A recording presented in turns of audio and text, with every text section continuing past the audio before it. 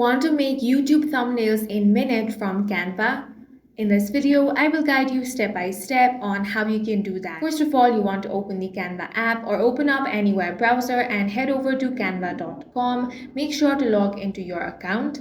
Now, you want to open a YouTube template design. From here, click on the Uploads option, click on Upload Files and then upload your photo. After that, click on the Open option.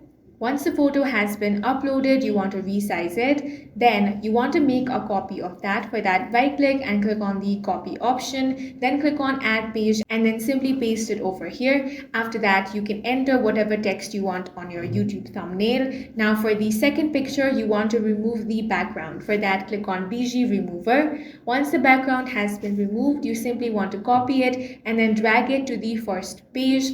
Now adjust it, and as you can see, your thumbnail has been ready in under a minute. And that's it for this video. If you found it useful, make sure to hit the like button and subscribe for more videos like this. If